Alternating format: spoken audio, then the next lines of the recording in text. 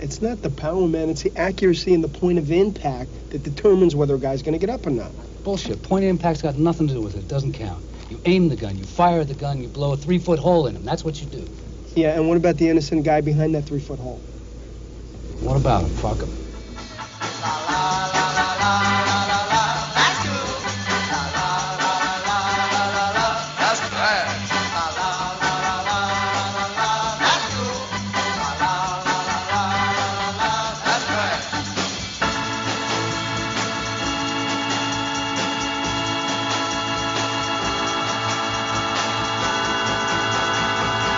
That's trash. Hello and welcome to That's Cool, That's Trash, the podcast where we watch a psychotronic movie online, then get together on Skype to break down the crazy. I'm your host, Matt Howell, and I'm joined with two of the guys from Rogue Riffers today, Jack and Lad. Welcome, guys. Hi. Hey, how's it going? Great. How are you? I'm good. I mean, I'm feeling very festive. Like it's, June is Wings Hauser is a big part of my life, so this is like my Chinese New Year. Yeah. Or my white Chinese New Year, because I'm not Chinese. But you know what I'm trying to say. I follow. I've already blown through all my PTO. Yeah. I mean, listen, if your employer doesn't understand how important this is, then is he really your employer? Yeah. I mean, I guess he is. Yeah. No. Yeah. I don't know what the equivalent of, the Jewish carpenter thing. My boss is a Jewish carpenter. I know how to swing that for Wings Hauser, but I'm sure you guys can spin something up. I mean, he did play Wings Hauser in a movie called The Carpenter. Oh, yeah. Nice, Lad. Yeah. More like appropriate. The ghost of a murderous handyman. Yeah. I watched that one for this year, and I actually kind of liked it. Yeah, we liked it too, I thought. Like, it's a decent little psychological thriller. It gets a little goofy at the end when it's like... the ghost is the house, so if you hurt the house, you hurt the ghost. That whole climax was a little dorky, but up till then, it was pretty fun. Yeah, I mean, that was like, of all the movies that Wings seemed a little restrained during the course of, that was a weird one. Like, yeah. I felt like he could have gone a bit more off the rails on that one. Yeah, that's him dialing it back to, like, Atticus Finch or something in his mind. Like, just way back. Yeah. That's me to 2, brother. He's got, give me Pale Blood Wings Hauser or Getaven Wings Hauser any day, though. I'm going to say that right now. Like, I like that guy. Pumpkinhead 2 Blood Wings Hauser. That's not... Lad, how do you celebrate June? By sweating. Sweating. Yeah, okay. But, I mean, Wings Hauser specifically is celebrating. Oh, well, we usually watch a couple movies during the month, really. I mean, you can't really do anything to celebrate Wings Hauser that doesn't involve drinking and I don't drink, so. Well, there you go. Yeah. I mean, that's true. We actually were thinking of maybe doing another one this year, because last year's was Blood Money. Mm-hmm. Which was, we loved. Yeah. I thought. Yeah, it was good. I just re-listened to it, actually, getting ready for this podcast. I forgot about In It for the Hauser. Right? How do we get that to take off? Yeah, that was I couldn't make it happen. But I only have like 6 followers, and I get an occasional like on some of my tweets, so it's hard to get the momentum going that you would need, I assume. Well, you have to pay for that. Search engine optimization and whatnot. Oh, okay. No. Has to happen organically. So for the folks at home who might not know what Rogue Riffers is, can you just give them a quick little rundown? Boy, wouldn't that be nice? Lad, you want to give me that? How about you just don't use vowels? Does that make it easier? We usually like to call it the 10,000-foot view, like when we finish up a movie, and I tell somebody to sum it up in one sentence. And I'm challenging Lad right now to sum it up in one sentence. The podcast or this movie? No, the podcast. Rogue Riffers. Oh. Jack and Dave do bits while I derail them and we watch a movie and then talk about it. Okay. There you go. That works. Yeah. It describes it pretty well. Yeah. And how long have you been around doing it? So we, by the way, there's a third member who wasn't able to do the show with us here tonight with Matt on That's Cool, That's Trash, which is something I've been listening to for ages, by the way. Thank you. Absolutely phenomenal show. If you are used to this level of sort of like quality and sophistication and actual insightful commentary, don't come over to our page. You are going to be so disappointed. I disagree with you, but whatever. It's sweet of you to say that, but it's not true. Well, okay. We've been watching movies together for I think about 10 years, lad, right? I just grew gray hair. Yeah. We met on like a Mystery Science Theater forum over a decade ago, and we just started kind of like watching movies and like riffing on them for one another. And then like maybe 6 years ago, we decided to do a podcast, and then it's been sort of going intermittently ever since. But okay. So you actually met through an MST3K like message board or something? Yeah. Mm-hmm. That's cool. Yeah. So where I are don't you remember all? the name of it. Where are you all? No fads. Physically. I'm in Florida. Mm-hmm. Lad is in North Carolina. Yes. Yeah, and then the guy, yeah, it is really. Although lately it's sort of 6 on one hand, half a dozen on the other. Yeah. The third guy, Dave, is in Canada, so he sits above it all. Above the muck. Grunting. Yeah. So how many times have you guys all got together? Like in person? Yeah. Twice. IRL. Yeah. IRL. Okay. Yeah. Twice. Yeah. Mm-hmm. Wait, was it 2 times? What was the occasions? Well, all of us one time, but me and you was another time. That's right. And me and Frenchie was another time, so it really depends on who you're talking about. Yeah. Frenchie was one of the old original members. He was an odd guy. He'll just show up in your city from time to time. Okay. I'm pretty sure that's what he did to Lad. The occasion... He's like a railway hubbo, but with a job. Okay. Right, like a really good job. He's got a PhD and everything. But the occasion you asked about, I think, was like we wanted to go see Riff Tracks live, right? I forget which one we saw. Anaconda. Was it? Are you sure it was Yep, because Anaconda? that's the one that was in North Carolina. Oh, okay. So are you talking about the actual live or the link? Like in No, we went to the actual show where they performed. Wow. They performed in Raleigh one time for Anaconda. That's right. That was the second time. The first time we just went and saw like a movie in a theater.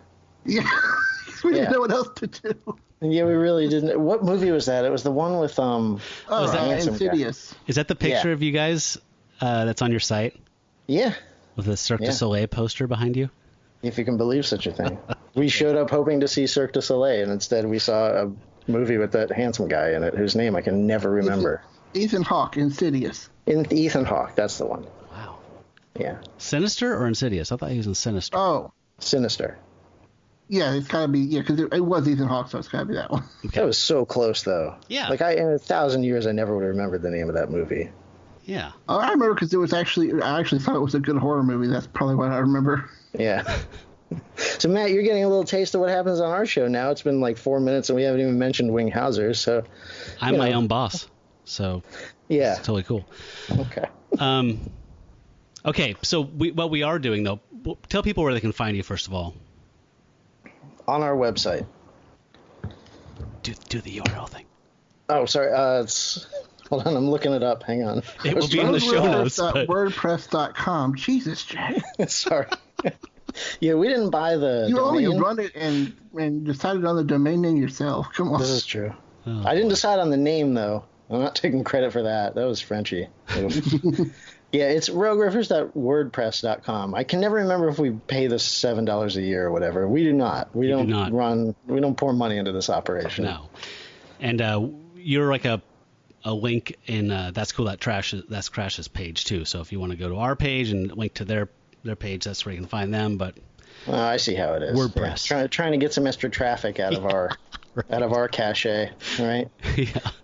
Just use if you use Matt's code, you can save 15% on all of our free downloads. Yep. Big balls with a Z. That's the code. Okay. Okay. So our Wings movie is called Wilding, Yeah. also known as Wilding the Children of Violence. I believe that's the European name for it. Anyway, so we'll need to address something, you and me, Jack. We have some laundry to take care of here, but we'll jog back around to that.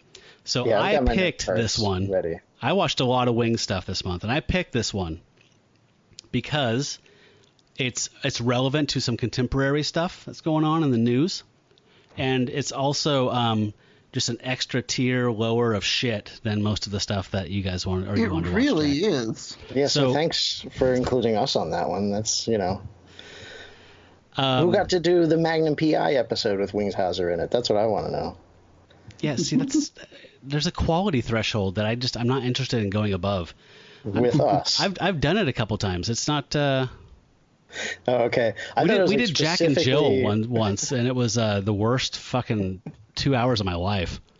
Yeah, you've done some movies that honestly I don't know how you sat through. So I'm going to say you did like that way back when you did that Superman thing. Oh yeah, the 3 Superman experiment. Yeah. Boy, that was hard on all of us, Matt. Not just you. I got to say. That one took a while to make. Yeah. But you've got more patience than we do. We generally shoot for like something we have fun watching. But I interrupt you. Please go on. Oh, well, I'm just saying that, first of all, obviously the first criterion is Wings is in it. I would prefer that he be one of the top 3 build people, just because, I can do Tough Guys Don't Dance or whatever, like what do you say, 7th build. That doesn't work for me. I'm not going to do TV because those are too high quality. I watched a Hunter episode and I watched a Murder, She Wrote, stuff like that, but I'm not going to do those on the show. Oh, yeah, let's see Nightman, if you want a good TV to trash TV to watch. Yeah. Is Nightman about the sax player? Yeah. Yes. Oh, my God. It's so good to be around people who understand. Well, this movie came out in 1990, and it is a... So you guys remember the movie Colors, 1988? No. Robert Duvall, Sean Penn. Oh, no. Huge soundtrack with like Ice-T and a bunch of other... Are you talking about a good movie? Yeah, no. I am. Because I don't watch those. I'm approaching this movie from a positive place. This movie starts off with the Central Park 5 event. And that is obviously the reason it exists. Because there was this hysteria in America after the Central Park jogger rape about the youth, the wild youth in the streets kind of thing. So this is a response to that. I'm sure this is cranked out super fast. Just kind of, capitalize on that. Was it specifically referenced as the Central Park 5 thing? That's like a part of history I'm not familiar with, so maybe I missed that. So the film opens, and the first screen says April 19th, 1989, Central Park. And then you see woman's feet jogging, and then men's feet chasing her and pulling her down. Yeah. And then it cuts to Los Angeles. So, yes, it is the Central Park 5. Okay. And that's when you get the voiceover that first mentions the wilding thing. Yeah. And I have it. Oh. Should we play it? Let's have a listen. Police said there was no motive for the attacks. They said one of the teenagers explained that the group had simply wanted to go what they called wilding. So you got a title. Mm-hmm. It just writes itself. So this is about youth in trouble, and then it spins out to what I think is cops related, or not cops, Colors, because they kind of try to make it about LAPD cops dealing with this stuff, which was I think referencing Colors, a much more successful and... Okay. I don't know. That's my theory. It seemed I don't think they put the two things together super well, though. They really felt like separate movies that just kind of got mashed together. Yes. And one thing that's funny is I keep seeing, like, when I see descriptions of this movie, like even on IMDb, it says 2 detectives are out to nail a gang of teenagers who have run wild through the city and brutally raped a woman. That's not this movie. They're literally the opposite sides of the continent.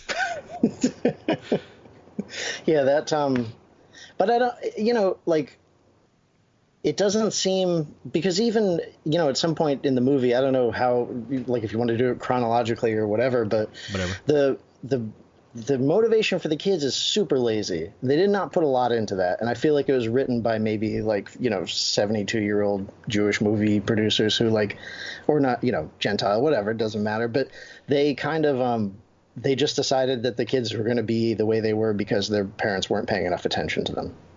Basically, yeah. I've got a couple Right? clips we can come into later about their. Yeah, there's some speeches. Oh, yeah. There's definitely some editorializing from the Oh, Yeah. God. Yeah, so, I'm not bound by chronology by any means. So I'm happy to jump around. I just would like to give a real quick synopsis for anybody who hasn't seen it yet or doesn't want to see it so they can follow along at home. So, Lad, can you just give them the 3-sentence, broad, what'd you call it? The 10,000 foot view. foot view. Yeah, you're just flying over the movie. You just get a glimpse of it. Well, it's basically two movies that sort of converge at the end. And You got the Wings Hauser part. They weave in and out of each other, sort of. Mm-hmm. And you got the Wings Hauser part where he's trying to be the best asshole detective he can be, cop he can be. And his story intertwines with the story of these kids who parents just don't understand. all right, that was like the 10-foot view, I think. Well, They wouldn't even fit on the back of a beta box. Check the chronology in this movie, and the way the story is told makes no sense. I don't know what you want me to do. No, I think Lad did a good job there. I think it's did. important I'm to only note kidding. that I think I might have referenced it, but this is just like the Central Park 5 kids were they were from decent homes. They might be black and whatever, but I mean, these kids were affluent in this, and that was that was what freaked everybody out and confused them in 1989 or 90, whenever that was that these were just kids. They went to school, they played instruments, they had normal lives. Yeah. This would be but this was a pretty standard, right? We always everybody always talks about the satanic panic stuff, and that all started because somebody heard something about someone who was a Satan worshiper and they liked Ozzy Osbourne or something. This is the kind of thing where I feel like it was definitely just a filmmaker trying to capitalize on a small, brief, unrelated, panic-inducing incident that happened way, way elsewhere. Yeah, ripped from today's headlines. Yeah. Dun, dun. And then, yeah, thank you. But it's not, I assume you have the clip. I hope you have the clip where Wings talks about how they don't have to go to the hood anymore for this kind of thing. I do. Can we play it? Yes, please. I tell you, it's time we stop playing nursemaids to these little bastards, huh? Come on, just relax, okay? Relax? A year ago, we're on the streets chasing down gang members and homeboys, right? We don't have to go to the ghettos anymore. I mean, we got cute little kids killing people on the tennis courts of America, man. Oh, we did the same thing when we were kids. I don't recall killing anybody, do you? You want to go on with this righteous goddamn liberal attitude, then you do that, all right? I swear to Christ, I'm going to get one of you and I'm going to knock you out. What are you looking at, huh? The fuck are you looking at? You put your head down. Put your fucking head down. So what shocked me was that I had no idea that the LAPD were rough before Rodney King. I thought that was the first instance. No, I mean, you probably just didn't hear about it as much because, I mean, that it's weird because I talked about this when we saw Cobra. There was this thing in the 80s, the crimes, the disease, I'm the cure. People didn't trust police. They didn't, there was sort of the same weird anti-government sentiment that came to prominence with the Tea Party again, 5 years ago or 7 years ago. And this image of this lone Republican avenger, with a gun, which, I mean, hell, it probably goes way back beyond Charles Bronson and all that kind of stuff. I was going to say Death Wish. Yeah, I mean, just this, I feel like that's what Wings is doing here. And it's weird because, obviously, being a very liberal individual, it was weird not liking his character for a change. Yeah, and from what I could tell of Wings' Twitter feed before we chased him off Twitter last year, he was very liberal. I mean, he didn't post a ton. He posted some about his music and artists he was producing and stuff, but he didn't post a ton. But what he did, it was just very broken, disjointed, this fucking moron president. That would be a tweet. Yeah. So he seems to be liberal. At least he seems to hate Trump. Let's put it that way. Right. That's not... I'm back in. I love him again.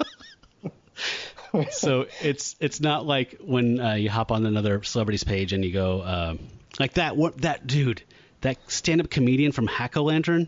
Did you hear that episode yeah. when I Yeah. on the show was going to like his Facebook page and he's a total fucking fascist right-wing creep? Yeah, that made me. But you know what? I hated that guy so much before you pointed that out that like it didn't work. There was no cognitive or emotional dissonance there. Like I would have been so upset if he was a decent. Yeah, there are very few hateable characters in Hack-O-Lantern, but he's one of them. Yeah. Well, now, yeah. All right, I'm biting my tongue, but that's. I told you we can talk about Hack-O-Lantern. I don't care. There's nothing precious. No, I mean you just gotta give me like 5 minutes at the end. Okay. And then nobody statement. talks. Yeah, just me. No one else talks. 5 minutes. Just a spotlight. Yeah. Everybody else just looks down at the ground. I got it. And cool. And some like soft kind of thoughtfulness, or the baying of dogs. You know, one of those two things. Let's just pretend it's the bump of the dogs. Okay. Yeah, I like. So the one thing I wanted to ask you, Matt. So when you're watching these kind of movies, and were you shocked when the stakes got really high really early? And I'm talking about the two people making out in the car. No. Really? Okay, that kind of took me by surprise. I didn't think things were going to get that serious that fast. Because usually, like in these kind of movies, you have like well-intentioned but neglected kids, and they kind of build to something where somebody, you know, unwittingly winds up doing something really serious, like murder. Yeah. Right, but I mean, I'm just thinking like it jumps from Central Park to L.A., so you know there has to be an analog offense to make whatever's going to happen. Also, this was like, you know, if I didn't already have another antidote. Oops, shit. Never mind. I'm gonna cut that out. Okay. Another movie that I think would be a better reference to this would be like River's Edge, which I love. Yeah. And it starts off with a horrific event, and then it's just the people dealing with it. So this is like River's Edge, except made by a lobotomized rat. Vlad, what's River's Edge? It's a Bill Murray movie. No, you're thinking of that's Razor's Edge. Razor's Edge. No, the River's Edge has Keanu Reeves and Crispin Glover and John Roebuck from Matlock. No, not Robespierre. But it's about this group of like metalhead teens, and one of them kills his girlfriend, and they all try and kind of hide it, and they leave her body down by the river, and it's got Dennis Hopper in it. It's really good. That does not sound like the kind of movie I would enjoy. Oh, well, it's amazing. Yeah, no, I believe you that it's amazing, especially cinematically. I'll be honest with you, I've found that like the older I get, the less I want to watch good serious movies, and the more I just want to watch like fun movies. Like Freddy Got Fingered, or no, more like but like Night of the Demons or Hack-O-Lantern or something. Okay. You know what I mean? Okay. Or, yeah. So, but I believe that it's a really great movie. It was a good movie. Full Metal Jacket. I don't ever want to see that again. You know, great movie. I love the first half hour. Yeah, just none of it. I don't know. It's very upsetting. Okay, fair enough. Yeah, Can we talk about a couple technical things real quick? Yeah, please. Because we can. We're loosey goosey in a good way, so I'm gonna let that happen. I just want to get something out of the way. I did want to mention a couple of the weird things that I noticed right straight away.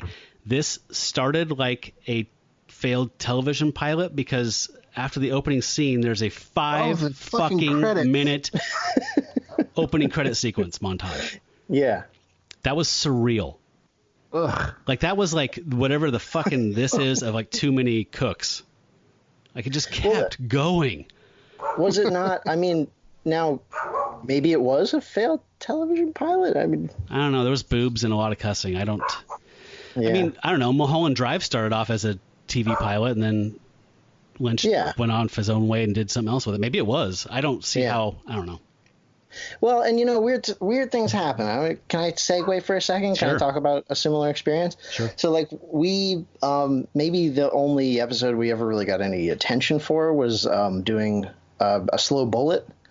which was jokingly referred to by one of the guys on the Flophouse as being the worst movie ever made. So, like, of course, we found the movie, we did it, and then one of the guys who had worked on the movie reached out to us, so we posted that interview. And he was saying, because the movie would occasionally stop and just go into like full heavy metal music video mode, and Okay. he was saying that, and it was like the full song, you know, they'd play the whole thing. The video effect would be this weird posterized thing, and he said that like the band was friends with the producer, and the whole point of the movie basically was to like make this heavy metal video for the producer. Okay. And the bands that they were friends. So who knows? Like maybe, you know, the musician or the song featured there was, you know, maybe this was meant to be also like a vehicle for them to do something. Well, that's a great seg into my other comment I want to make before I set everybody loose here. The music in this thing was fucking bananas. Mm-hmm. Like I got God. whiplash from the musical cue changes in this. Like you'd be in the middle of a fucking scene and then it would just fucking go 180 into like a metal song. They would turn it off when they switched the camera angle, and then turn it back on when they went back to the previous angle. It was the damnedest thing. It was so bizarre. So I guess when you're wondering like what shit factor is for me that makes me entertained, it's that kind of stuff. Like Yeah. head shakingly, like what the I mean, man, the sound design was a trip on this thing. See, I like stuff where somebody's taken a weird. That's one of the things I love about Wings Hauser is like he's out there. You know, he takes weird chances. I didn't feel like that was, you know, the soundtrack. What happened with the soundtrack, my experience was that I would start listening to it, and for the first few seconds, it'd be like, oh, this is kind of a cool synth sort of thing. I wonder where this is going to go. But it would just keep repeating that same thing over and over and over. And then it started to feel like when you say a word too many times and you can't remember what it means anymore. Yeah. And then I forgot who I was, and I woke up in my bathroom like 3 days later. Yeah. No, I think we've all, I have ingested something and said biscuit too many times and then forgot what the word meant. Is that what you mean? Yeah, basically. Woken up on a flat yoga ball in the middle of my living room. You know. Yes. So, yeah, I ended up like just tripping out and making clips out of all of these musical cues. So at any point, if you ever want to reference one, I have them all. I did want to play at least one of them. Why not? I mean, so we get to meet these affluent, white privileged kids who are just so angry at Beverly Hills, where the fuck they are.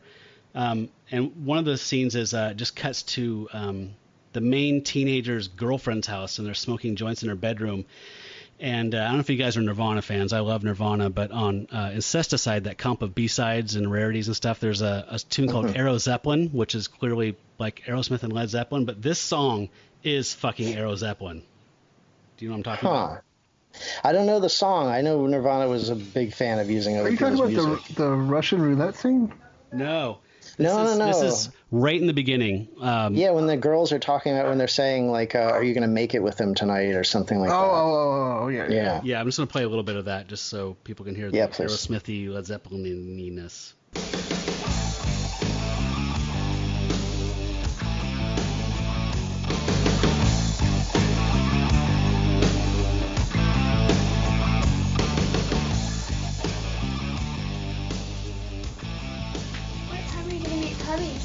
After 6, he's got football practice. Are you gonna make it with him tonight? I don't know. I think he's scared to.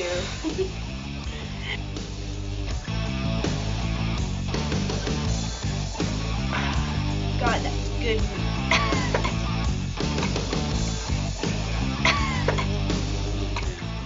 See what I mean, though? That's what you say in that situation. God, that's good weed.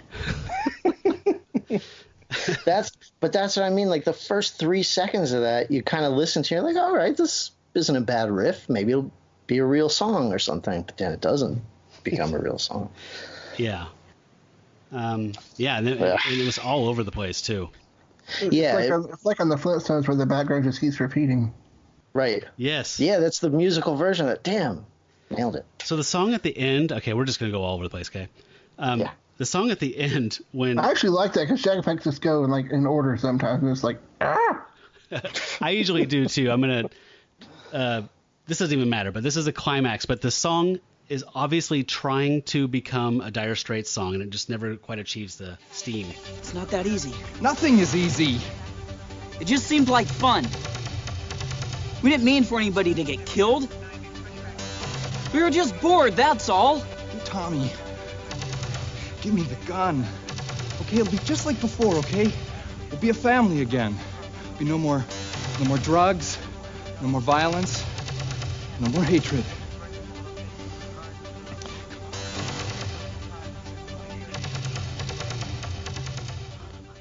That's Yeah.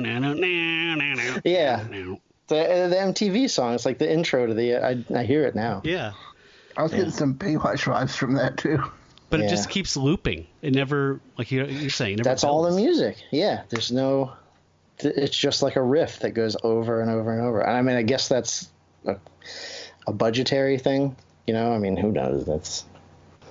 They might have tried their best, man. Can I call you by name on the show? Me? Yeah, I mean, I just did, but Yeah. okay. How's it going? That's a weird question, Jack. No, I'm just, you don't know if you have to, if we don't like break the fourth wall. How in audio is there a third wall? I don't know. There, you get what I'm trying to say, though. Yeah, I don't know. If it's like what is it? Dave always calls it inside baseball. How's the sausage being made? That kind of stuff. Yeah, like I don't know. So No, I mean, I introduce myself by name at the beginning of every show, so I don't think it's weird if people call me by my name. okay, that's fine. I mean, that's fair. We don't use Lad's real name ever. That's not his real name, if you can imagine that. Really? Nobody knows what it is. Really? Yeah. I don't even know what it is. 12 years. It's all forgotten. Yeah. So like maybe you could help kind of refresh my memory though, because I want to say I'm drawing a blank on where the movie went after they murdered the two kids making out in the car. Sure. I actually watched it again last night and just took beat notes for every single one for the team. Oh, Yeah, okay. I thought you were going to say totally something different. did. So I wasn't. Yeah, I made clips already. I was just watching it again because I wanted to be really good for you guys. yeah. Appreciate that. Thank you for not making us watch it more than once. Oh my God! I skipped over something we have to. Okay, so after gang sees rivals porking. That's my note. Then they have the cliche. I hate this trope. Struggling over the gun, and then the gun fires, and then you have to see who actually got shot. That stupid thing. Yeah. Then they realize the girlfriend saw, so they try and set her on fire with the car, but she lives. Which, by the way, her facial expression, like when they cut back to her after they realize that her boyfriend is dead, is so comical that I can't imagine people editing the movie didn't realize that, but they left it in anyway. Like it's like this bizarre, like wide-eyed, open-mouthed take that she does and like the camera just like cuts to her after the dead boyfriend, and you expect like a record scratch to happen or something like that. It was what, lad? Our Yeah, that's the one. Thank you. So the big beats that you're looking for here, Jack, are they do that. They kill the person, and then Big brother. Big brother Steve. So Tommy is the main kid I'm talking about here. Sorry. So there's Tommy, and then there's his lieutenant that looks like Lou Diamond Phillips. Lou Diamond Phillips had sex with Gilbert Gottfried. That's what we call it. Those are the two references we made. So his name is Jason. Yeah. They're the two main dudes, and there's another dude with really bad skater hair named Bob. The kind of punk-looking dude. Yeah. Right? Yeah, the one who gets kind of opens up and gets emotional with the girl later. Has a totally random. Yes, I found out by doing research that scene, he ad-libbed a lot of that scene, so he's very proud of that. Okay. The Russian roulette thing is that what you're talking about, where he's talking with the girl. Yeah. So he's Bob in the movie. His real name he's called Bullet Valmont. Wow. Yeah. And they changed it to Bob. Well, yeah, that's his character's name is Bob. Yeah. Hey, Bullet. Okay, just you have to get in Bob's headspace, okay? Well, hold on. I'm sorry. Here's the big beats. Okay, so there's that, and then Wings, and oh my God, we haven't fucking mentioned Joey Travolta yet. Jesus Christ. Yeah, which one was he? Because I know the name, but then when I was watching the movie, I realized nobody looked like John Travolta. Yeah, so John Travolta's big brother is Wings Hauser's police partner in this. Wow. When I was watching the movie, I kept looking for a less impressive John Travolta, and I couldn't find him anywhere. So that was You must not have had your contacts on or something. It's scary when you consider, one of them probably looks more like Mom. You don't know, lad. They might not even have a mom. You don't know. Don't presume things about people's lives. All right, fine. It might have been like a junior sort of birth. I don't know. Yeah. I think L. Ron Hubbard is their mom. Who is it? L. Ron Hubbard? Yeah. Xenon? Okay. One of the two. Xenu? Yeah, I mean, I don't know him personally, but I know who you mean there. Yeah. Okay, so I'm sorry. The big beats are that, the murder, and then Wings and his partner do a raid on a house, and they kill a couple punks because it's a life or death situation. Yeah. The gang gets mad about that and decides to take it out on the cops. And Steve's brother comes home, finds out his little brother's Tommy is in trouble, tries to reach out to him and connect with him. And then this all comes to a head when the gang tries to get back at the cops, and there's a big showdown. Yeah. That's the movie. Except there's a whole other movie where Wings Hauser physically harasses and assaults his girlfriend. Yes. And then they like playfully tease each other with guns. And I feel like they should have spent more time on that. I don't know. Maybe that's just me. I think there should have been more Wings all around in this. Yeah. Yes, absolutely. I mean, it's just, that's one of those things. You watch him go, and you can tell he's just like he's going. He's using his sense memory. He's angry. When he's angry, like, he feels angry. We wanted an albatross of wings, but we just got like a nuthatch. Okay. Do you want to know where this movie grabbed me and I said we're doing this one no matter what happens after this? Because it was like 3 minutes in. Mm-hmm. Okay. It wasn't... So after the 5-minute opening credit sequence, there is a scene inside of a convenience store where a bunch of wilding kids kill the shopkeeper, okay? And the ADR, they took one instance of the actor yelling "yeah," and they used it like 17 times in the next two scenes. Did you notice that? It sounded like a fucking video game sound effect, like whenever you punch somebody. Yeah. Somewhere between Sega Genesis and maybe like Sega CD, I would say, in the evolution of video game voices. Can I play it? Yeah, I mean, please. Yeah, baby, go! Woo-hoo! Yeah, buddy, woo! Yeah! Woo-hoo! Fucking pigs, man! You fucking pigs! Yeah! Fucking pigs! Yeah! Hey, what the fuck's going on? What the fuck's going on? I'll show you what the fuck's going on, man! I'll show you what the fuck's going on! Give me the gun!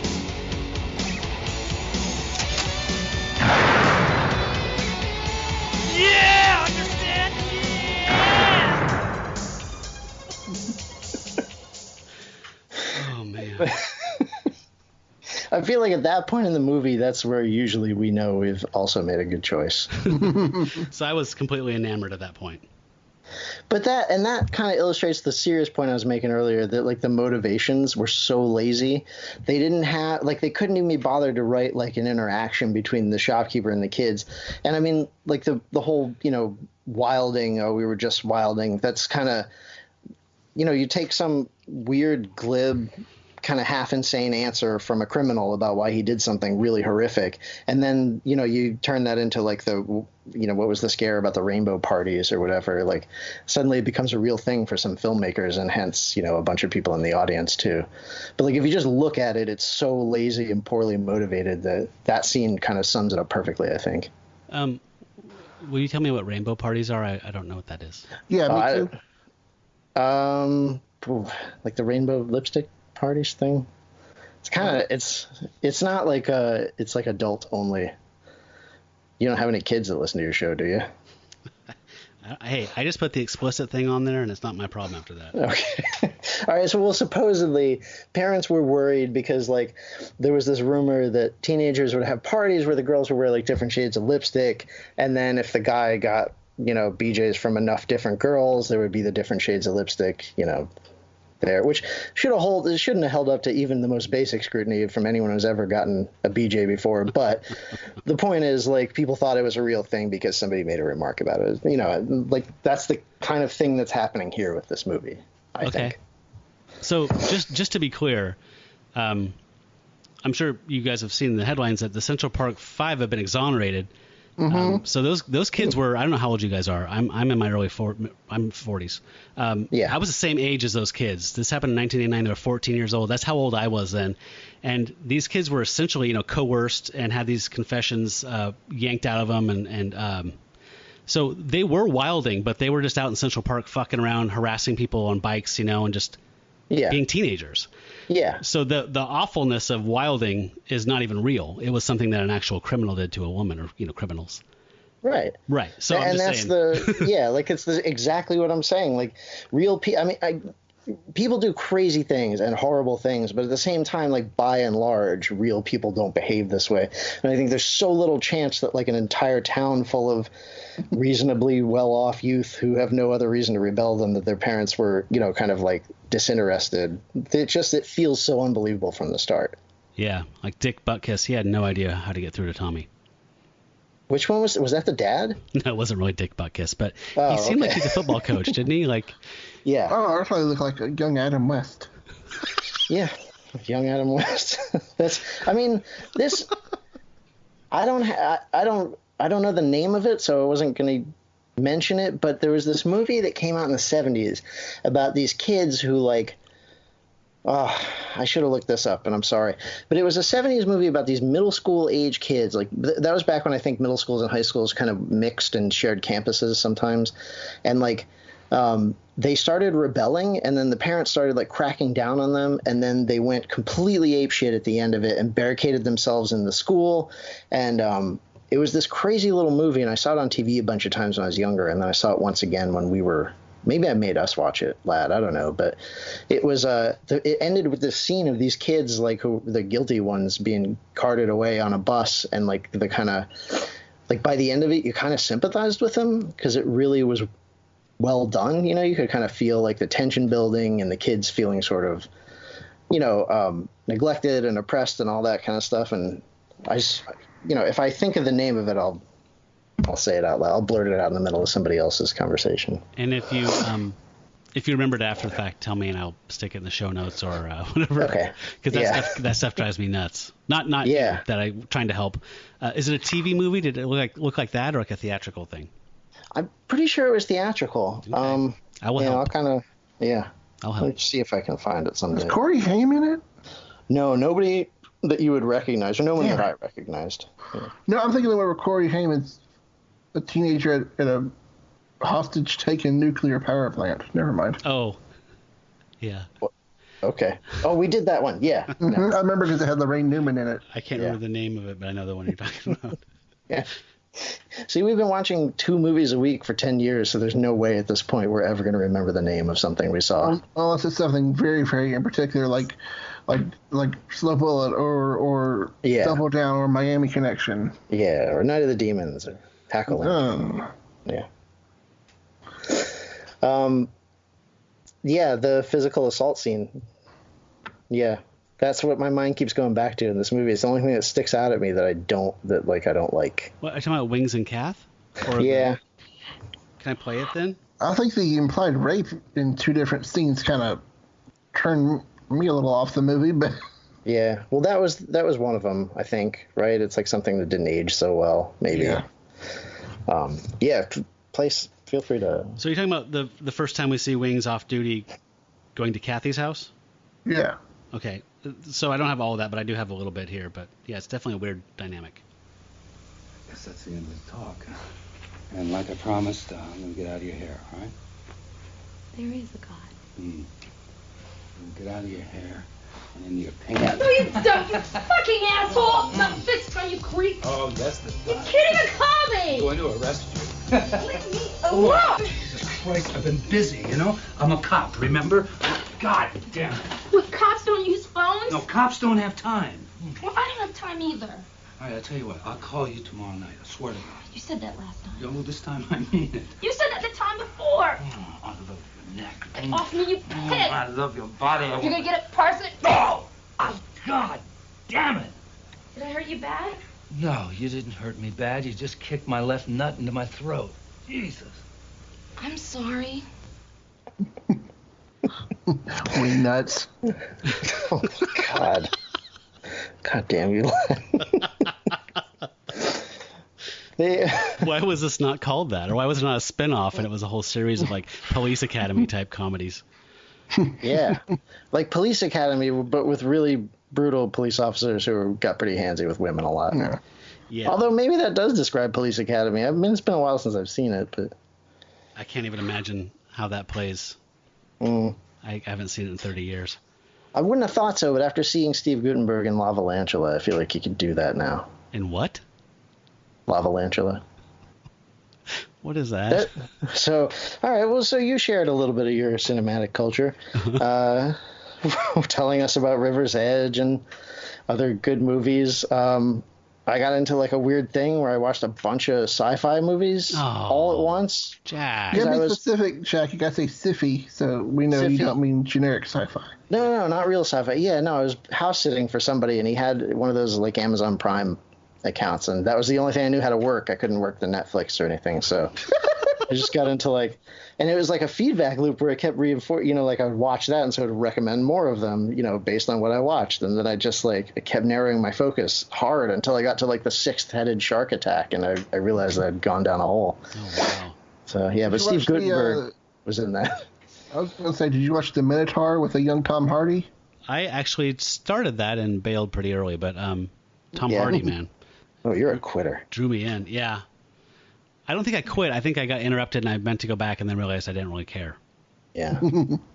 That's like me with school. Oh.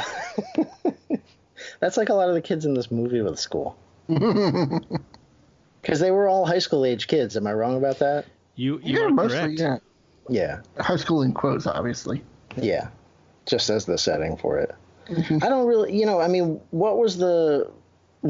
so the first time Wings like does something serious with them, you mentioned the when Wings goes into the house and shoots someone, it's because his girlfriend in her underwear was shooting him up with heroin. The one of the characters, and the kid who's getting shot up like reaches for his gun, so Wings shoots him. Yes. And I feel like they spent less time worrying about the fact that Wings shot a kid than that, he didn't have time to call his girlfriend back. It's never mentioned by any adult. It's never pondered or dwelled upon. Well, I mean, they just took Reginald Vell Johnson shot a kid in Die Hard. They barely mentioned it again. Oh. Huh. Which one's Reginald Vell? The cop on the ground who John McClane talks to. Oh, yeah. You know him as the dad from Family Matters, but I know him as Reginald Vell Johnson. Yeah, but I mean, that's a major, right? That's a major... Oh, yeah, I'm just saying that he does it, and then they barely mention it till again. Oh, okay. Yeah, no, that was like his whole character's whole motivation. That's why. Yeah, exactly. Yeah. So that's Wings. Someone who can write a story. That was just like a Tuesday for Wings in this movie. Apparently. I don't know, maybe Wednesday. I don't know when his church group meets. It's probably on Wednesday. Church group. Well, I assume he goes to it. I don't know. He, the older brother also kind of pointless in the movie, right? Mm-hmm. Yeah. Okay. I mean, until I guess the last, Yeah, the big scene. Yeah, the big scene. With his puppet mouth. So they never really explain like why he's back home or what he's doing back there, but the big brother comes back and like tries, as you said before, tries to reach out to, is it Tommy? Did I get that? Yeah. Yes, all they say was he was in the Marine Corps or something. Yes. Oh, okay, right. Oh, and that's why he was able to kind of hold his own at the house when he got attacked. At the party, yeah. By the little psychotic Gilbert Gottfried guy. Yeah. So that guy, by the way, is Derek Annunciacion. Something like that. But he's like a preacher now. So I think he's involved in martial arts, and he's like a preacher or a minister. I got you on that one, lad. Little Gilbert Gottfried guy? Yeah. Wow. Yeah. No, that feels right. I mean, if every single actor in this film doesn't have some kind of weird occupation now, I would feel cheated, if I'm being honest with you. Yeah. Like Bullet, the guy that plays Bob, he does like practical effects in some big budget movies. He does behind the scenes things. Cool. That's cool. Yeah, I agree. I like to think, if I can be serious for a moment, I want all these people to have gone on and done really successful stuff and done well for themselves. Because these are, like, you forget, we watch these movies and we have a good time with them and we make fun of them, and sometimes they're objectively awful, but at the same time, like, you forget that, like, they were real human beings that made these movies. And, it may not have been their fault that the budget was only $600 for the film, or, for the effects budget or something. They did the best they could, So I hope Bob is doing well. I have to make a quick note here. Don't have Jack on again. Fucking downer. Okay, cool. Okay. So, That's fair. No, I understand what you're saying, and I get that. You know, we talked about Tales from the Quad Ed Zone. Have you guys ever seen that? Or the Black Devil Doll from Hell? Yeah, I saw. Wait, yes. So I didn't see the Tales from the Quad Ed Zone. Okay. Well, same guy, Chester Turner. You know, that guy's he's a nice guy. He loves film. He wanted to make movies. He tried his ass off, and he worked. You know, I get it. Yeah. I get what you're saying. Didn't you guys do Elves? Yeah. Okay. Yeah. We watched Elves, but it was a terrible VHS rip, and we hated it because of that.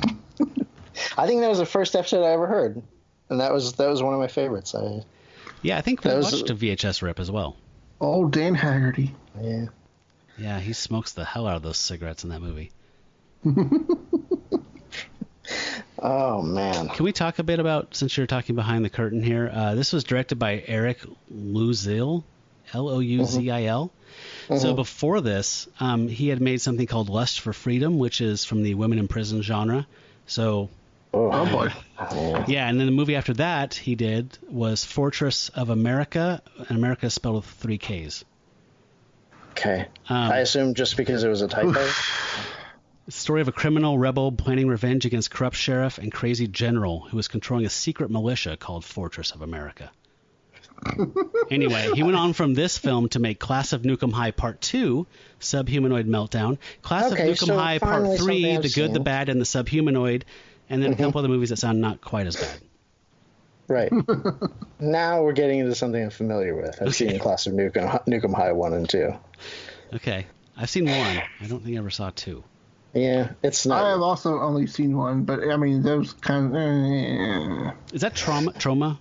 Trauma, yeah. Which is Trauma is super more miss than hit in my opinion, but that's I'm not some of those older ones. Yeah, some of the older ones I guess are fine, but I don't get the appeal of a lot of them. But no, well that particular director, like, that's a pretty consistent output. I mean, as far as like type, you know what I mean? Like we did. It reminds me of it because I just saw it the other day. We did Dead End Drive-In, which was like kind of like it was a socially conscious, like, real movie for however it turned out. But then that guy also directed Leprechaun 4, maybe? The one where he goes to space? Leprechaun in Space, you mean? That's the one. Yeah. But it was the same director. He did one of those Leprechaun movies, and I thought, like, well, that doesn't make any sense because those two aren't related at all. But it sounds like this director pretty much knew his niche and carved it out. So, Dead End Driver was Australian. Yeah. And so the director was Australian? I believe so. So that means that somebody who's going, okay, so at this point, the Leprechaun's going to come through the airlock. Yeah. That's pretty hard to imagine. Yeah, I can't even follow that up with another joke because you nailed it so well. So, yeah. I've tried doing British and lapsed into Australian so many times, and I just stay Australian. Yeah, they're basically the same country. It's fine. They love that. Yeah. Yeah, they're the ones that don't speak American the American way. Yeah. That country. Yeah, like that. So what was did you watch any of this guy's other movies, Matt? No, but he was he directed something that sounded okay. Like in '97, he made a movie called Dilemma, and it sounds like it was a movie that came out a year later called Desperate Measures. Remember that one? Where I remember it, Michael I Keaton can't remember. is like a prisoner, and he's like a rare blood type or something like that, so they need him to donate marrow or something to a dying girl, and then so they get this weird, he makes these demands. So it's that same premise essentially, but it was like a B-movie quickie type of thing that sounds mildly interesting. And then he made something called Wise Girls in 2002 about mafios women. Yeah, none of those sound familiar to me. No. For a second, I thought you were Desperate Measures. Do you? Yeah, I remember it. That's not the one where he's like 5 different people because they cloned him or something? That's Multiplicity. All right. Well, I'm just saying I don't know a lot of Michael Keaton movies. It's a comedy. Sorry, lad. I just really like Multiplicity is all. I've never seen it. Harold Ramis directed that? I don't know. I believe so, yes. Yeah. It was probably very charming. Now, yeah, I've never seen anything else by this guy either. I found that, like, Wings Hauser, if, you know, to, like, bring it back to Wings Hauser for a second, he kind of, he did a lot of movies that I wouldn't watch again, like, was it The Art of Dying, lad, that we did? Yeah, you guys were fond of that. Yeah, we did that. Yeah, is that the one with the ends at the billboard? That's the one that he directed, and it's... yeah. It's like a... recreations of deaths, like... yeah, like it's the crazy filmmaker guy. Yeah. I think, yeah. I wonder if it's the same one I'm thinking of. I know there was one where he did a movie, and it was like in the 90s, there was this big thing where, like, noir movies were, like, LA Confidential and stuff. Oh, like neo-noir, yeah.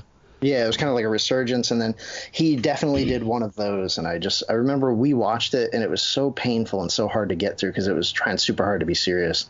And so, like, those are the ones that I'm kind of, with Wings, I don't know, you know, so I don't, he did a lot of those, I feel like, and I don't take a lot of trouble to hunt down. Wings does crazy cop good. He does not do hard-boiled cop good. No, you're right. He does crazy, that's when he's best, right? It's like, Wings is like a slightly Sanger Gary Busey. Yeah, I've said that on the show before too. I totally agree, especially in Get Even, or as you say Get Even. Yeah, Get Even. That was Wings at his most Wings. That's his, Busey best, I guess. I love when they just let him go and ad lib, and you can tell, right? I mean, yeah, Huck Finnism and all that stuff. There's no way that was scripted. Yeah. And the whole rant in the bar when he's drunk at those other dudes. Yeah. That's totally Wings just going, I got this. Yeah. No, hey, John, I got this. I don't need that script, man. Well, that, you know,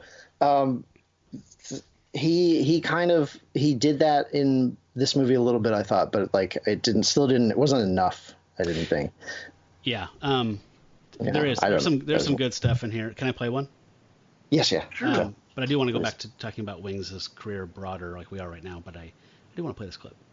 You're a cop, dude. Yeah. You're a little fucking shit, aren't you? Huh, kid? Boys like you shouldn't play with adult toys, you know what I mean? Bye, pig. What are you gonna do, shoot me, huh? You wanna shoot me? Do you wanna shoot me? You wanna shoot me? Shoot me, fuck! Because I'll blow your ass away! Shoot! I'm gonna shoot no juvenile kid. Really? Look at me. Look at me. I'm not? Look at me. Look at me. I'm not gonna shoot you? Oh. What are you, Jimmy the Greek, huh? You taking bets? Very good. Very good, little boy. Look in my eyes. Look in my fucking eyes. Now turn your ass around. Turn it around. Turn it around. Oh, look how gentle he got, huh? Not so tough, are you now, little boy, huh? Huh, little boy? Fuck! Okay. So, real quick. So that is Jason raping a woman, and Wings happens to be driving by in his cruiser, and he breaks the rape up. Clothes. Jason pulls a gun on Wings. They're both doing the whole Mexican standoff thing. He throws Jason up against a chain link fence, and then it just cuts to a completely different scene the next day. And Jason is hanging out with his friends talking about fucking cops. Yeah. What the fuck? How did that scene end? Something was left on the cutting room floor there that wasn't meant to be, I suspect. Yeah, I gave me whiplash last night. Yeah. It said something about the movie that I was pleasantly surprised when the character mentioned that he got out of jail because the woman wouldn't press charges just offhandedly, and they remembered to follow up on that. Oh, you're right. That's what it was. You're right. But I couldn't figure it out. Yeah. That's called writing yourself out of a corner. Yeah. To use some industry jargon, you know. But I didn't want to derail the discussion about Wings' career at large. I'm totally with you guys. Have you seen Vice Squad? His first big movie break. Yes. Where he's Ramrod the pimp. We have. Yes, Jack. You haven't seen that? We've seen that, man. Oh, I don't remember it. I love that movie, and that's him. No wonder he broke out. Like, I think he was on Young and the Restless at the time, or he was on Murder She Wrote. He was on NYPD Blue. But before all that, he was a soap opera star And then he was in Vice Squad, and that was when he broke through and started getting tons of work. But I mean, that's classic Wings, though. I mean, he is out of control the whole movie. Yeah. And like you were saying, Pale Blood, he's the video artist. Yeah, which is no spoilers, because I think we might do that one. But oh boy, that's the very okay. You're introduced to Wings in that movie, if I'm remembering it correctly. He's got a video camera on a tripod, and he's shooting, a cityscape at night with no people or action in it, just a cityscape.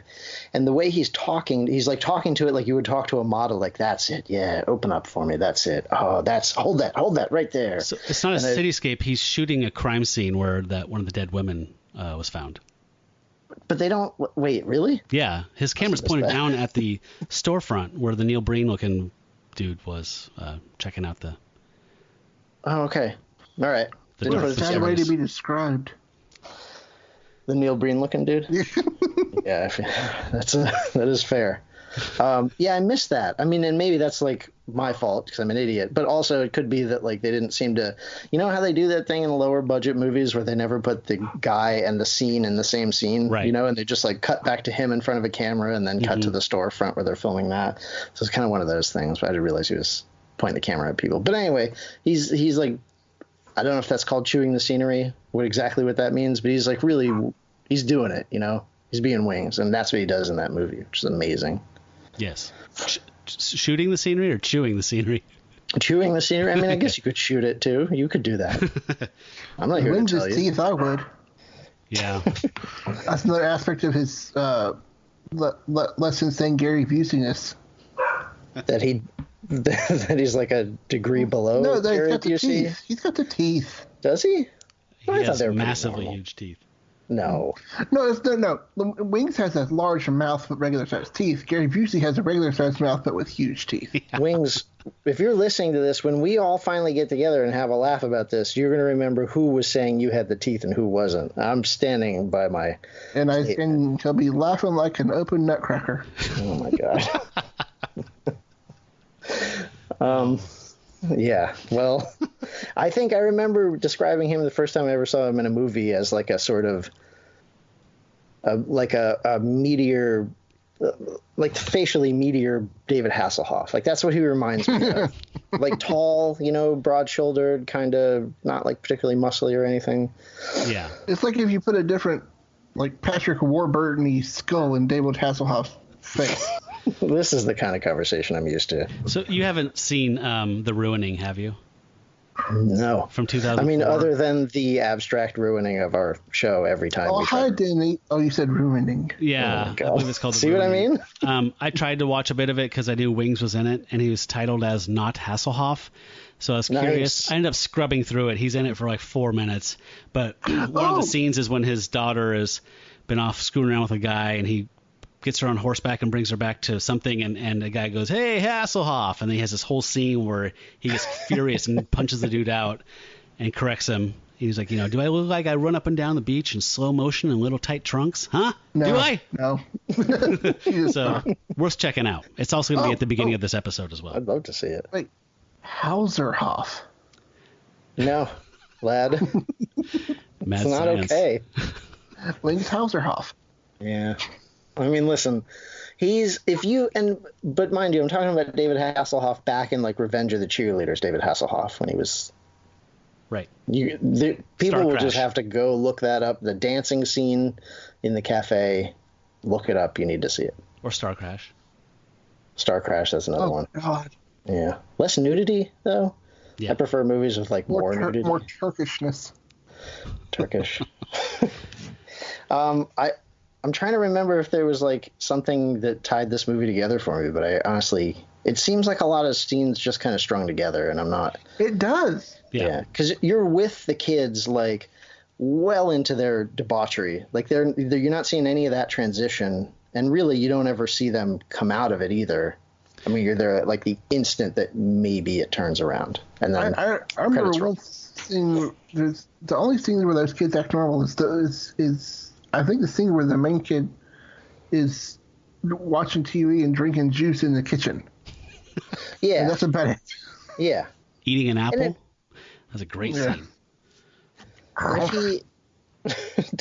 Was that before or after he witnessed his friends murdering someone? It's in the first. No, it's before the. Okay. His first scene. How do you remember this so well? Jesus. Because I watched it twice. Yeah. Jesus. I watched it like 1.5 times, but damn. I guess we're not trying to make jokes the whole time. You could pay attention better. Yeah, that's our problem, honestly. Laser-like focus. Yeah, we don't even hear half of the movies we do. I couldn't tell you what Blood Money was about, if I'm being honest. Okay. I still need to see that one. I forgot remember Karen Black was in it, too. So. Yeah. So you're totally Karen right. Black's face. Sorry, what? Or Karen Black's face. Well, she was in a movie. I saw a movie with her in it just today. It was called Out of the Dark. And it was about this, lad, I'm going to make you watch it because it's about a clown that murders people. Ooh. Yeah, and there's a bunch of, like, phone sex girls, and that's who the clown guy is, like, targeting. And it has people I recognized. Lots of that guys. Oh, okay. Yeah. So, yeah, but anyway, Karen Black was in that. So what was the show about, Matt, that you're trying to do here again? This one right now? Yeah. Was it about Karen Black? I was just going to piggyback on what you said on that. earlier and just say, this is just a bunch of scenes thrown together because not a single character, except Tommy in A Complete Cheat, has any kind of an arc, right? Right. Wings doesn't grapple with his Republican-y assholiness and see potential. Tommy gets talked down off of this standoff in the end, and that's not really, that's almost a Deus Ex Machina. That's not, he had no growth. And the speech is so stupid. Yeah, I mean, he literally had a gun to a woman's head 3 seconds before his arc happens, and then the movie's over. It'll be like it was before. Yeah. But before you had the gun to the woman's head. Well, I mean, that's I think you can go even. It's not even so much that none of them had any growth. It's they all existed like in a vacuum. Mm-hmm. None of the characters affected one another in any way. Like nothing that Wings did really made a difference. He maybe arrested some people, maybe he didn't. Yeah. He shot a kid. I mean, that was like the one character he actually affected, but everyone else, after having interacted with him in the film, went on doing exactly what they were doing before. His girlfriend, it doesn't feel like any of it was in the same movie. I guess that's why it feels so disjointed and weird. Right. And his girlfriend, they have that speech about, he's like, you want to have kids, and I just can't bring kids into this world. And then there's another speech. There's all these speeches that happen. Oh, his partner gives him a speech too about how negative he is a couple times, but nothing happens. And his partner, Joey Travolta, just disappears after 3 scenes. Is he even in the end? Yeah, I don't know. I think he's present at the end, but they just show shots of him. He gets no lines. Okay. Maybe he was just meant to be sort of a palate cleanser after the Wings scene, because he would always stay. The one scene I actually remember him in was Wings gets kind of inappropriate with the police dispatcher or someone at the front office of the police station, right. And Officer he has Breedlove is her name. Breedlove, good. He has a sexist conversation with her, and Joey Travolta steps in afterwards to sort of cleanse the audience's palate and say hey, I'm just an okay guy, Yeah. And why don't we go out on a date? And that would be nice.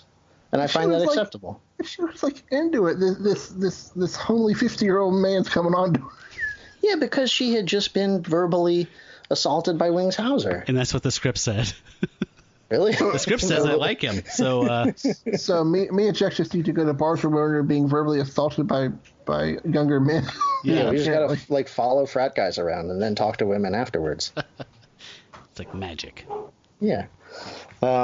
That's the only scene I even remember him being in, to be honest with you. Maybe he was only available to shoot for one day or something. That might... Of the 3. That might have been. Yeah. I don't know. I don't... I think... Can I play one of those? Yeah, let's hear a clip. It's the scene I think you were just talking about, actually. Okay. You know that girl that was beaten and raped in Central Park? Yeah. Well, she's in a coma. They don't think she's going to live. I know. The computer readouts said they arrested a bunch of kids in connection with the case. Kids? Yeah. Some of them were 14 years old. I mean, if I had my way, you know what I'd do? I'd gas them. No, seriously, no mercy. Just turn the gas on. What you're saying is dangerous, man. I mean, you never look at the causes. You just look at the solutions. I know. I'm a Republican. I think Wings was enjoying that line. Well, that's actually a fairly pertinent line. Yeah. I mean, like, and you, in this movie, I don't think you're meant to necessarily sympathize with like Wings' super Republican point of view, but in a movie like Cobra, for example, the audience is clearly meant to agree with Cobra that, you know, the journalist shouldn't be able to question a police officer after, you know, a shooting or something like that. But you watch that movie now and you think like, well, wait, hold on, that the so-called Weasley journalist is actually making a lot of really good points here. Hang on a second. But in this movie, it's just kind of Joey Travolta mixing it up with him. But yeah, that was the slightly different scene than the one I was talking about, but he fulfills the same function. He's basically just like a counterpoint to Wings' hardcore, you know, right-wing stuff. Right. Hey. Yeah, right wings. Plaid, where were you on that one? That's your job to do the... I can't do it. Well, you made a little exclamation, so I knew you had it. Oh, okay. You said, thank you. Like, I got one. There was a random ballet scene. There was a ballet studio. There was a random dune buggy. I'm just noting some of the completely non sequitur parts.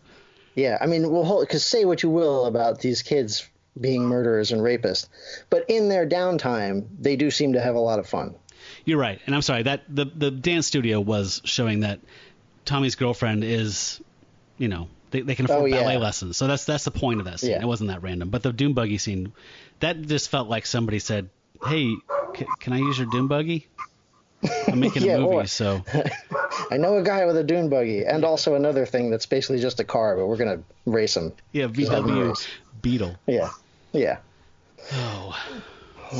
What else do we need to talk about here? I think we've exhausted this horse. The dogs agree.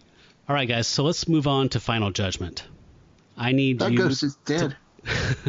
I need you to tell me if this is cool or if this is trash, and support your position. Lad, why don't you go first? It's trash. And? Okay. Oh, okay. I thought you were going to say something next. No, it's trash because it's a bunch of scenes splotched together in the attempt to form a movie that editorializes way too much even for a movie of that era, and so much of the acting is terrible, and there are entire scenes where there's no boom mic. I wanted to mention, and that infuriated me because as someone who doesn't see well, I need to hear it, and I was just. Wasn't that, Matt, what were you saying about the sound design that you found it very odd, or were you just referring to the soundtrack stuff? Specifically the way the audio was mixed, the soundtrack, yeah. But the audio was, like Lad's saying, the dialogue audio was awful, yeah. Okay, and, so that's fine with me. I accept your verdict, Jack. Well, wait, doesn't he have to do his thing? Doesn't he have to give a thing? We usually circle back around and then ask for anecdotes. Oh, okay. It's weird having a show with like structure. Okay. Yeah, I can. So you got 10 minutes, right? Mm-hmm. Okay. Because I mean, in all seriousness, this was a weird decision for me because it's Wings Hauser, so I don't want to say no to a Wings Hauser movie, and I don't ever condemn movies based on like them being terrible movies. It's just a matter for me of like, did I have fun watching it? Yeah. And I did. So I'm going to say it's cool, but I also want to give a thing, which we're going to circle back around to maybe. Okay. I don't know. Yeah, I mean, you can watch something bad and still enjoy it. I mean, geez. Yeah. No, yeah. I think like most people would think it's trash, you know, because of all the stuff we talked about, you know, it's like it's barely coherent. Like if there's a narrative structure at all, it's like poorly supported and kind of terrible even so. And, you know, just technically the movie took all sort of missteps. So, yeah, I think most people would agree with Lad. But just the simple fact is, like, it was made in an era that I feel nostalgic for, and I love Wings Hauser, so, like, for me, it's cool. Fair enough. I don't know. I've been thinking about this all day, and I'm not quite sure where I land, so I agree with both of you. But more me, right? I'm leaning more towards it's cool, but it's a very tepid Lad. 8-point cool, italicized in papyrus font. Okay. Written on papyrus?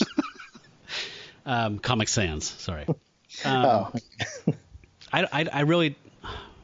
I need to make a decision.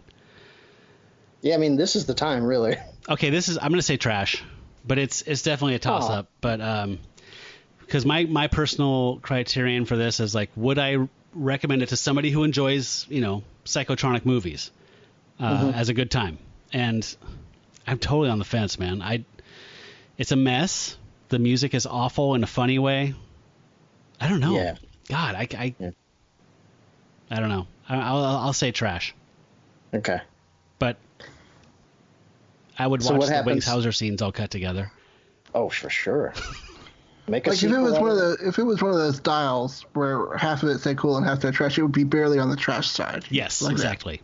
All right, yeah. Yeah, the needle is taking a more nuanced approach. I like that. This was a hard one, actually. So Lad and I owe antidotes. Yes. And I'm going to give you one for free. Yes, freebie. I'm going to do that right now. Can I do that? Yep. Go ahead. Okay. So it was the one I was trying to think of earlier. It's called Over the Edge from 1979. And it's I think what this movie was going for, except the characters are well written and relatable and interesting, and the adult presence is more meaningful and well written and interesting. And it's like, it's not a psychotronic movie by any stretch. It's just like the movie that this movie was trying to sort of emulate in some sense, with the Youth Gone Wild thing. So that's what I'd say about that. And that's 1979. 1979. Jonathan Kaplan, Over the Edge. Okay. Cool. Lad, what do you got? Do you have anything? Are you familiar with the antidote? Yeah, it's just a movie of a similar ilk that is actually good. Yeah. Yeah. So I'm gonna go with Class of 1999. Oh man. Yeah, I love that movie. It's a B movie to be sure, but I like it, and I find it a heck of a lot more enjoyable. Can you talk about it? It's about a school where androids have replaced the actual teachers, and the kids fighting back against them. Yeah. Really? And somehow it makes more sense and feels more believable than this movie. And it has Malcolm McDowell. Oh. Yeah. There's explosions. And Stacey Keach. And Stacey Keach. And I don't know. Yes, the top three billed in that movie: Stacey Keach, Pam Grier, explosions. Pam Grier? Yep. Shit, Yep. you had me at Pam Grier. By the way, I'm looking this up. It is free on Tubi TV, and it's one of the free selections on Vudu if you use either of those services. And if you want to pay money, it's on Amazon Prime. Well, and if that piques your interest, also you should understand that the sequel stars Cody from that movie, from the TV show. Oh, that guy. Oh, I will not watch anything. Oh God, you're not talking about 10 of. Oh God. Sasha, whatever his name is. Yeah, that guy. The one with the chick from Three's Company and the guy from like Dallas or whatever. Yeah, how come we can't figure out what the... I always remember the actor's name because in that one South Park episode they said the monster had that guy. Patrick Duffy. Right? Duffy. Isn't he the guy in that guy. show? Oh, okay. I thought you meant Cody, the dude next door or whatever. That's him, right? Cody is the guy. Yeah, I'm saying okay. I think Patrick Duffy was in that show. Step by Step. Oh, yes. Step by Step. Yeah. So the dude that played the Keanu Reeves knockoff neighbor is in the sequel to Class of 99? He is the action star protagonist. In the sequel? Yes. How did I never hear of this franchise? You're going to know when you see it, believe me. Okay. All right. That's a cool recommendation. So we got Over the Edge. Over the Edge is a freebie in Class of 99. So mine is not psychotronic, and it's just because we're talking about where this came from, the whole wilding thing and the Central Park 5. I started last night way too late. I started watching, after I watched this the second time, I started watching When They See Us, the miniseries about the Central Park 5. It's a 4-part episode, 4 episodes. Amazing. I saw the first episode and a half, and then I was bleary-eyed and had to go to bed. But just seeing that, I remember the headlines of the Central Park 5 and Donald Trump being a fucking piece of shit, calling for their heads on TV. Oh, imagine that. He would never. And seeing this all, how it actually went down in reality is massively disturbing. So I highly recommend it. It's super well made. Ava DuVernay. What's that? Ava DuVernay. Oh. She directed Selma. Is it? Oh, that's who that is. Okay. Oh, I thought you guys were like, you know how like when you're hanging out with your cousins who speak German and they like start talking German for a second because they want to say something about Creole? you. No, I was just trying to remember who. I know that director's name. I just couldn't. It's Selma. Okay, yeah. Yeah, she directed Selma. Yeah. Anyway, It's really well made. Highly recommend it. That's my answer. Okay. Yeah. For the fans of the Rogue Riffers podcast, why would you be worried about if it's a good movie or not? There's no such thing in that universe. Right. Can I say that? That's Yes. That's my closing thoughts on that one. But yeah, I might actually have to watch that to see what it's like to watch something real for a change. So. And Jack's not going to watch it, but River's Edge, starring Keanu Reeves, is and Crispin Glover is on Tubi TV as well for free. I recommend Nice. it. All right. Well, you guys, thanks a lot for being on the show. I had a blast talking to you. Yeah. So, likewise. Anytime, and then maybe sometime you can come on our show, and we'll see how fucking improv funny you are. Gird your loins for that. None of us are, but you can try. So. Well, I appreciate that. I might take. Thank you for having sometime. us. All right. I hope you do. Thank you. Okay. Well, for That's Cool, That's Trash, I'm Matt Howell, and you two have been. I'm Jack. And. What? You folks out there, stay trashy.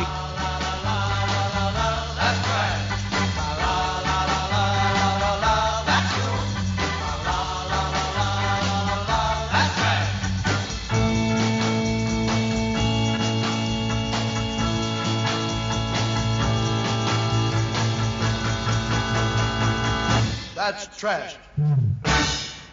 It's garbage, folks. This is my home now. This is my family. This is where I belong. Right on, bro.